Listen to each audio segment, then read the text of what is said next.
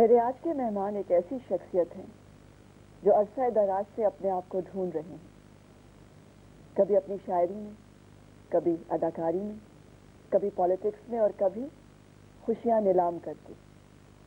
طارق عزیز، میں آج ان سے یہ ضرور پوچھوں گی، زندگی کے اس لمبے سفر میں کیا انہوں نے اپنے آپ کو پا لیا؟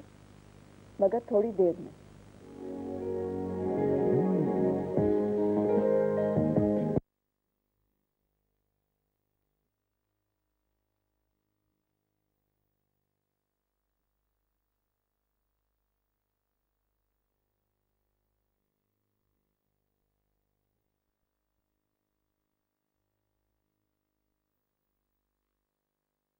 مل جائے گی کہ میں تھوڑا سا آپ کو جان لوں؟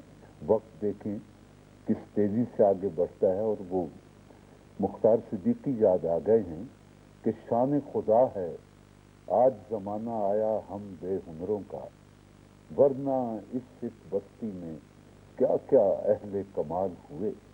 واہ، کیسے کیسے لوگ تھے جن کے انٹرویوز ہوئے، دنیا نے ان کے بارے میں جانا، اور یہ کہت الرجال نہیں ہے کہ آج آپ مجھ جیسے بندے سے پوچھ رہے ہیں کہ تو کچھ ہے نہیں ہے۔ نہیں، آپ کو نہیں پتا آپ کتنے اسپیشل ہیں۔ یہ بتائیے آپ پیدا کہاں ہوئے تھے؟ میں مشرقی پنجاب میں جالندھر ایک مشہور شہر ہے، وہاں پیدا ہوا تھا۔ پارٹیشن ہوئی تو چھوٹے چھوٹے تھے ہم دونوں بھائی۔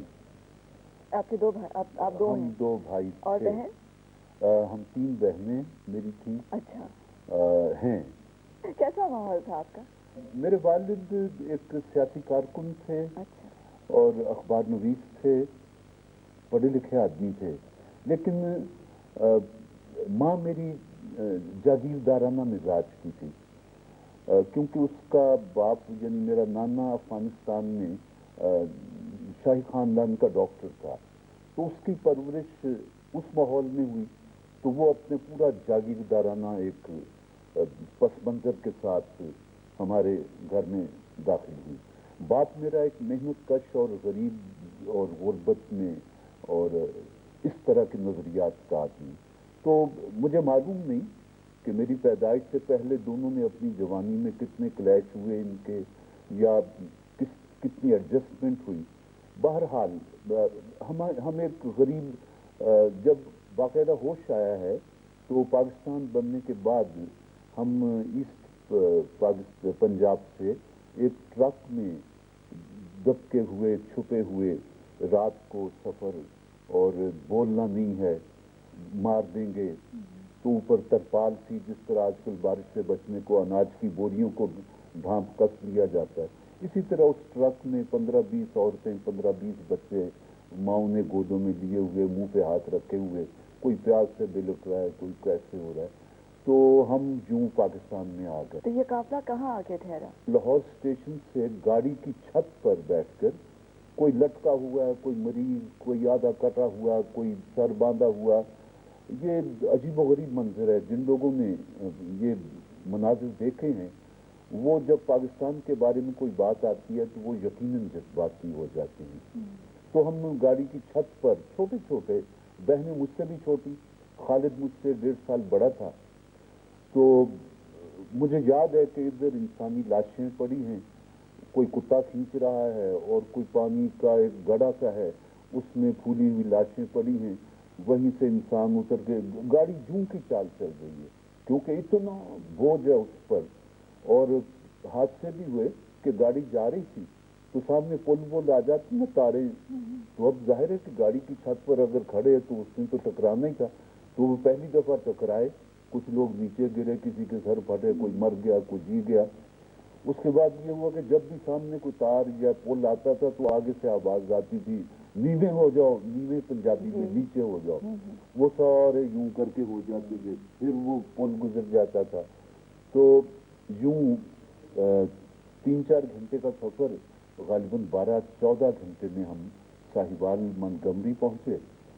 ایک غریب سا گھر جس میں ہارڈلی میرا خیال ہے 1-2 چارپائیاں، کوئی 4 برتن ہوں گے، اور بس یہی کچھ تھا۔ جب پاکستان بنا ہے تو میرے مرحوم باپ کے کاندھوں پر 5 بچوں کا بوجھ اور ایک بیوی اور اس کی جیب میں صرف 3700 روپئے تھے. یہ ہے میری کہانی. اور یہ وہ شخص ہے جس نے 1936 میں اپنے نام کے ساتھ پاکستانی لکھا تھا اور اچھی بھلی گورنمنٹ سروس کو چھوڑ دیا تھا. چودھری رحمت علی نے 1933 میں پاکستان کا نام دیا.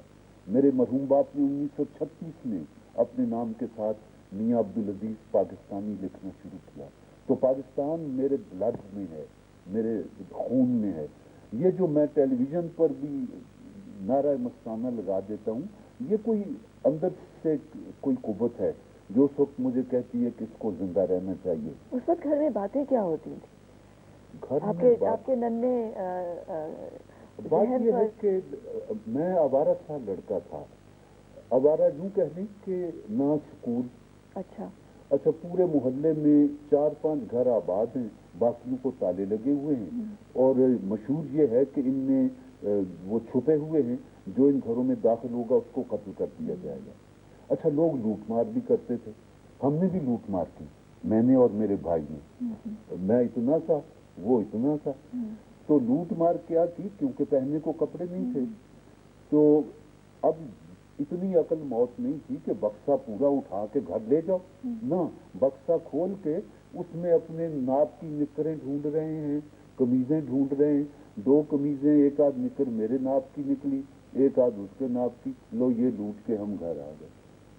ایک بات جو بچپن کی یاد مجھے آتی ہے, جس کی وجہ سے انسانی زندگی میرے لیے کچھ زیادہ اس میں وہ نہیں ہے کشش. ہمیں جو گھر الاٹ ہوا یہ کربلا روڈ پر تھا بھی. تو وہاں روہتک اور حصار کے لوگوں کے کیمپ بنے ہوئے تھے.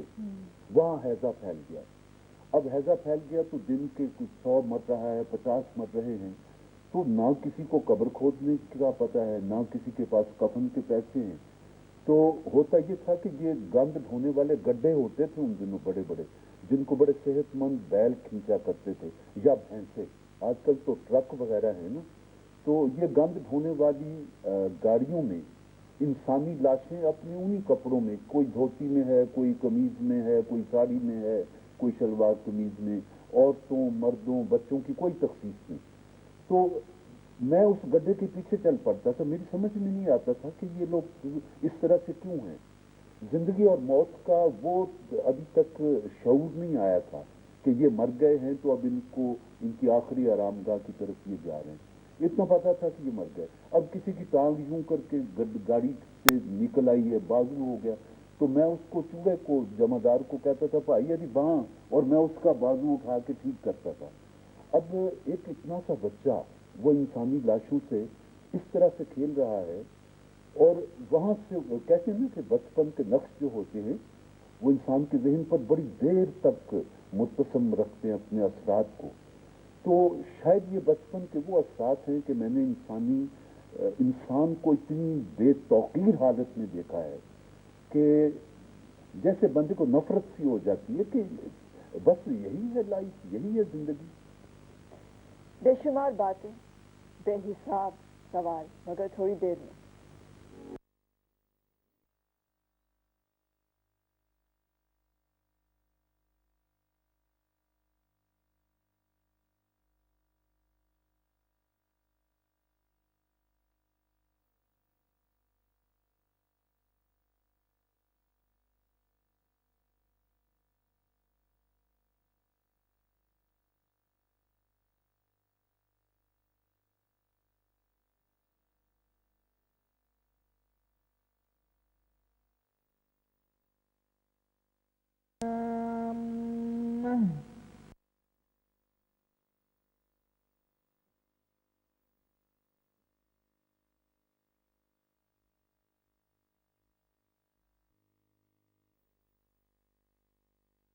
لفظوں سے دوستی کیسے ہوئی؟ مطلب لفظوں سے دوستی ہوئی, وہ شاعری بھی کرتا ہے, وہ یہ آپ کو لفظوں کے جال بنتا ہے. آپ کو حیرت ہوگی کہ ایک وقت میں پہلوانی شروع میں نے کرتی.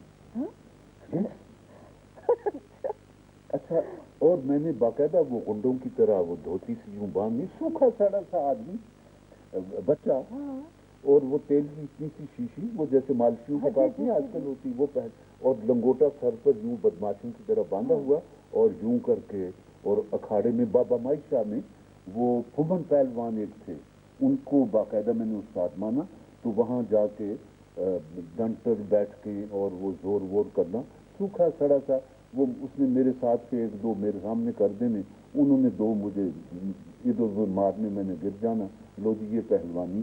ایک دن میرے باپ نے مجھے بلایا، اچھا میرے باپ کی یہ خوبصورت عادت تھی کہ جب مجھے ڈانٹنا ہوتا تھا تو موصوف اردو میں بات کرتے تھے، ورنہ تو پنجابی ہمارے گھر میں بولی جاتی تھی۔ انہوں نے کہا کہ میں بہت ورزش اچھی چیز ہے، انسان کو کرنی چاہیے، لیکن میں بہت دنوں سے دیکھ رہا ہوں کہ تم کچھ باقاعدہ اس میں سیریس ہو رہے ہو، اور یہ بدماشوں کی طرح تم نے سر پر لنگوٹا بھی باندھا ہوا ہے، ہاتھ میں تیل کی شیشی لے کے، تم بننا کیا چاہتے ہو؟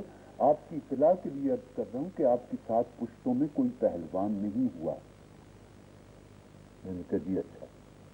اس کے بعد جب آہستہ آہستہ آہستہ آہستہ پہلوانی ختم ہو گئی، پھر میں شدید مذہبی ہو گیا، اسی قبرستان میں جہاں دن میں جاتے ہوئے لوگ خوف کھاتے تھے، وہاں میں جا کے 5 وقت اذان دیتا تھا اکیلا، وہ ایک ٹوٹی سی مسجد، یہ قبرستانوں کی مساجد ایسی ہی ہوتی ہیں، جنازہ آ گیا تو پڑھ لیا، ورنہ وہاں بوم بسے یا ہما ناچے والی بات ہوتی، میں وہاں اکیلا نماز پڑھتا تھا۔ میرا باپ مجھے دیکھتا رہا، ایک دن پھر بلایا، کہنے لگے کہ نماز اچھی چیز ہے، پڑھنی چاہیے، لیکن میں دیکھ رہا ہوں کہ آپ توازن کھو رہے ہیں، آپ کی 7 پشتوں میں کوئی عالم دین اور کوئی ولی اللہ پیدا نہیں ہوا۔ میں نے کہا جی اچھا، یہ بات بھی آئی گئی ہو گئی۔ اس کے بعد نہیں معلوم مجھے یہ تقریر کا شوق پیدا ہو گیا، اور میں اپنے محلے کے لڑکے کھڑے اور میں ان کا سردار بنا ہوا، اور فلمیں دیکھ کے فلموں کے ڈائلاگ، اور نسیم حجازی کی کتابیں آ گئی، وہ انسان اور دیوتا، شاہین اور تلوار ٹوٹ گئی، اور جانے کون کون سی۔ اب ان میں جتنے وہ عیسائی دوشیزاؤں کو مسلمان جرنیل نے خطاب دے رکھے تھے، یا عیسائی دوشیزائیں مسلمان جرنیل پر عاشق ہو کر اس کے لیے جتنے اچھے اچھے لفظ تھے، وہ سب میں یاد کر لیتا تھا۔ اس کے بعد دن دن وہاں لڑکوں کے سامنے وہ تمام ڈائلاگ بول دیتا تھا۔ اور بچپن میں نے ایک لڑکی کو خط بھی لکھا تھا، اور وہ جتنے عیسائی دوشیزائیں کی تعریفیں لکھی تھی نا نسیم حجازی نے، وہ ساری لکھ دی، اور اس کو یوں کر کے پکڑا دیا۔ اس لڑکی نے مجھے بلایا کہ اس کا مطلب کیا ہے؟ میں نے کہا پھٹے منہ اس عشق کا بھی کہ بندے کو مطلب بھی سمجھانا پڑے۔ خیر اشعار بھی میں نے پڑھنے شروع کر دیے، دیوان پڑھنے شروع کر دیے، اور مجھے لگا کہ مجھے یہ چیز میرے لیے ہے۔ تو اس بچپن میں آدمی کا سلیٹ صاف ہوتی ہے نا، تو اس کی یاداشت تیز ہوتی ہے۔ میں جب پہلی بار ماشاء اللہ نے مجھے 1 سال قید با مشقت دی ہے، یہ بھٹو صاحب کے دور کی بات ہے، تو مولانا ابوالکلام آزاد کا قول فیصل، جو قلعہ احمد نگر ان پر بغاوت کا مقدمہ چلا تھا، تو انہوں نے وہ جو قول فیصل ایک پورا بیان کتاب کی، مجھے آدھی کتاب یاد تھی، میں نے فوجی عدالت میں آدھی کتاب یوں کر کے بولی ہے کہ وہ کرنیل کے بال کھڑے ہو گئے کہ یہ بندہ کہاں سے بول رہا ہے۔ اور میں نے کہا کہ میں نہ تجھے عدالت مانتا ہوں، نہ اپنے آپ کو مجرم مانتا ہوں، یہ وقت کا تقاضا ہے کہ تیرے حصے میں عدالت کی کرسی اور میرے حصے میں مجرموں کا کٹہرا آیا ہے، اور یہ ملزموں کے کٹہرے میں وقت کے سچے ترین انسانوں کو کھڑے دیکھتا ہوں۔ یہاں حضرت عیسیٰ علیہ السلام کو کھڑا کیا گیا، یہاں سقراط کو کھڑا کیا گیا، پتہ نہیں میں کیا کیا کہہ گیا، وہ یوں میرے منہ کی طرف دیکھ رہا تھا۔ فائنل اس نے کہا 1 سال قید با مشقت۔ میں کہ بہت شکریہ، میں تو اس سے زیادہ کی توقع رکھ رہا تھا۔ یہ فکرے بھی ابوالکلام کے تھے۔ اور لیڈر کہاں تھا وہ جو اندر بن رہا تھا؟ وہ تو بن چکا تھا، وہ تیار تھا، وہ تیار تھا۔ اس کے بعد کالج گئے، فرسٹ ایئر میں اپنے کالج میگزین کا ایڈیٹر ہو گیا۔ یہ وہ دور تھا، اسی لیے میں آپ کو بتاتا ہوں کہ میں نے بچپن نہیں دیکھا، میں ایک دم بوڑھا ہوا ہوں۔ جوانی تو تھوڑی بہت دیکھی ہوگی، وہ جو بچپن کی شرارتیں اور گڑیوں سے کھیلنا، اور چھوٹی چھوٹی ہائے ہائے، وہ قمر صدیقی نے کہیں کہا کہ افلاس نے بچوں کو بھی سنجیدگی بخشی، सहमे हुए रहते हैं, शरारत नहीं करते। जो बच्चा शरारत न कर सके वो को बच्चा होता है? ऐसे एक तरफ जब जाते हैं तो ऐसे जाते हैं, फिर किसी और तरफ चल पड़ते हैं तो वैसे चल पड़ते हैं। एक तरफ भुट्टो को इतना आप कहाँ दिल में बिठाए रहे, आप आंखों में उनको आपने रखा फॉर इयर्स, फिर आप दूसरी तरफ चले गए। मैं चलता हूँ थोड़ी दूर हर एक तेज राव के साथ, पहचानता नहीं हूँ अभी राह भर को मैंने हर हाय हाय हाय। गुलाम मोहम्मद कासिर कहता है कि तुम नाहक नाराज हुए हो, वरना मैं खाने का पता हमने हर उस शख्स से पूछा जिसके नैन नशीले थे, जिसने कहा कि गरीब के लिए काम करना है, मैं उसके साथ हो लिया। आमिर को भी मैं कहता हूँ कोई कहे कि गरीब के साथ काम, गरीब की तकलीफ बदलनी है, मैं उसके साथ हो लेता हूँ। जब देखता हूँ कि ये तो चेहरा कुछ और निकाल रहा है, मैं वापस आ तो जाता। क्या बदलना चाहते हैं आप? लॉर्ड बुद्ध क्या बदलना चाहता था? अच्छा भला शहजादा था, वक्त की खूबसूरत तरीन औरत उसकी बीवी थी, खुदा ने एक शहजादा बेटा भी दे रखा था, उसको क्या मुसीबत पड़ी हुई थी कि वो जंगलों में चला गया? आपको मिला वो पाकिस्तान? नहीं मिला। इसका ये मतलब नहीं है कि मैं उसकी तलाश छोड़ दूं, या मेरे बाद नासिर कहता है कि दाइम आबाद रहेगी दुनिया, हम ना होंगे कोई हमसा होगा। तो हमें जब तक हमारे सांस में सांस है, हमें उस पाकिस्तान के लिए कोशिश करते रहना चाहिए। जब हम खत्म हो जाएंगे तो हमारी जिम्मेदारी खत्म हो जाएगी, फिर आने वाला तारिक अजीज और आने वाली समीना जाने कि उनको ये काफिला किस तरफ लेके जाना है। लेकिन ये मेरा ईमान है कि पाकिस्तान के 15 करोड़ आवाम की जिंदगी एक दिन जरूर बदलेगी। आप अपनी बेगम से बात क्या करते हैं वैसे? कैसे बात होती है? हाजरा? नहीं फिर वो तो बल्कि हम इतने कम गो हैं आपस में। अच्छा। दुनिया का ख्याल है कि पता नहीं मैं उसको सुबह से शाम तक शेर सुनाता रहता हूँगा, या पता नहीं क्या। But I want to know, जब घूंघट उठाया था आपने अपनी बेगम का तो क्या कहा था? पता नहीं क्या कहा था। इस तरह की बातें मुझे याद नहीं रहती। कुछ कहा होगा, कोई अच्छी बात ही कही होगी, जाहिर है, बुरा भला तो नहीं कहा अच्छा होगा। लगता है आपको उनकी शख्सियत में सबसे ज्यादा क्या चीज अच्छी लगती है? वो उसकी वो एक संजीदगी और उसका तदब्बर, और मुझ जैसे मुश्किल आदमी के साथ जिंदगी गुजार लेना। अभी हम और बहुत सी बातें करेंगे मगर थोड़ी देर में।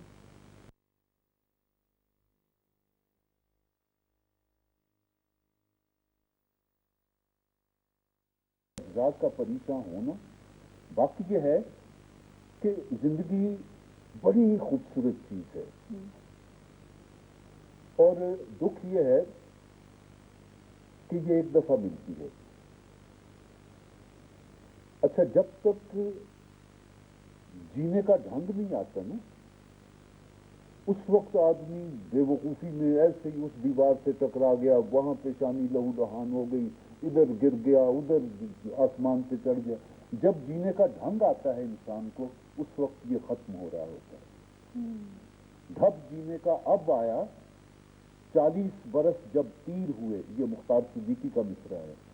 तो एक उम्र जो बेवकूफी की, जिसको मैं कहता हूं, काश उस बेवकूफी की उम्र में इंसानों को मिल भी जाते हैं अच्छे मुहावत मिल जाए, जो हाथी के को सुधारते हुए कितना शाहजोर होता है, लेकिन उसको एक आदमी समझा के इधर भी ले जाता है, इधर भी, और वो काम।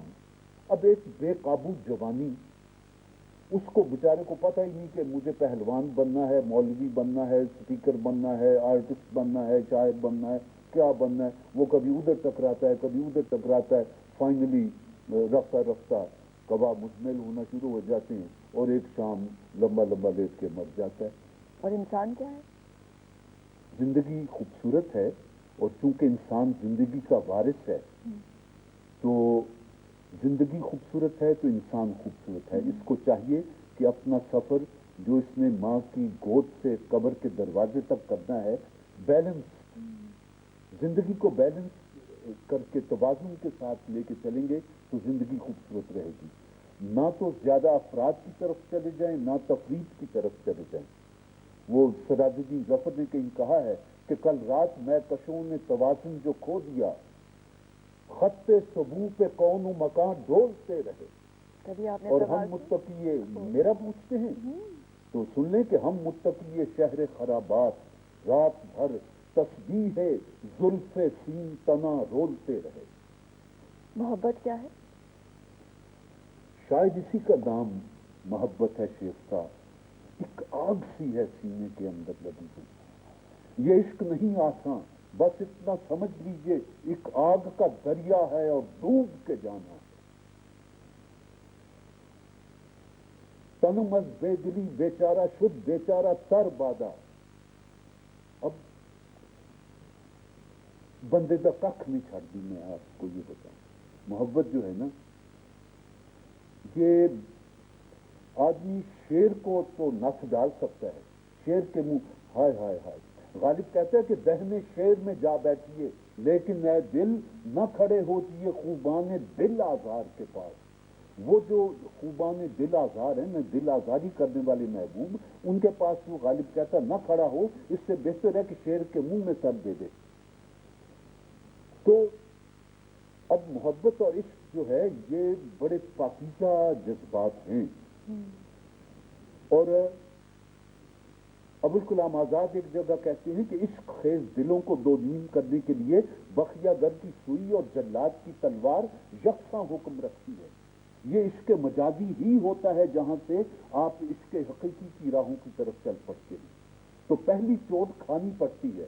جب پہلی چوٹ دل پر پڑتی ہے تو تمام بت گر جاتے ہیں، ٹوٹ جاتے ہیں، اور ایک ہی چوٹ یاد رہ جاتی ہے. جب ایک ہی چوٹ یاد رہ جاتی ہے تو ایک ہی جبین، ایک ہی درگاہ پہ سجدہ جو ہے وہ کرنے میں آسانی ہوتی. وہ ایک سجدہ جسے تو گراں سمجھتا ہے، 1000 سجدے سے دیتا ہے آدمی کو نجات.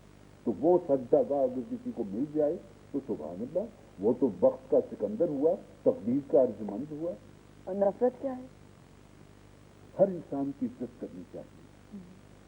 اور سمینہ گردن کاٹ دو دوسرے کی، شاید وہ اس زخم کو برداشت کر جائے، لیکن کبھی کسی کی عزت نفس کو مجروح نہ کر سکے. یہ جو دوست سن رہے ہیں میں ان سے بھی کہتا ہوں کہ کسی کی سیلف ریسپیکٹ کو مجروح نہ کیجیے گا. وہ شخص زندگی بھر آپ کو معاف نہیں کرتا، باقی ہر زخم وہ برداشت کر لیتا ہے. تو نفرت اسی وقت آپ کرتے ہیں جب آپ سیلف ریسپیکٹ کو مجروح کرتے ہیں دوسرے کی. ہٹا اس کا ہونا چاہیے، تمہیں نہیں جانتا. یہ نہیں کہنا چاہیے تم مجھے نہیں جانتا. اگلے لمحے کا آپ کو نہیں پتا ہوتا کہ اگلے گڑے میں ٹانگ، پیر یوں پھسلا اور ٹانگ ٹوٹ گئی تو یوں بیوقوفوں کی طرح لیتے ہوئے. انکساری اور سادگی یہ دو زندگی کا حسن ہے. انکساری، جتنے بڑے بنتے جاؤ اتنے جھکتے جاؤ. پھل انہی درختوں کو لگتا ہے، وہ جھکتے جاتے ہیں.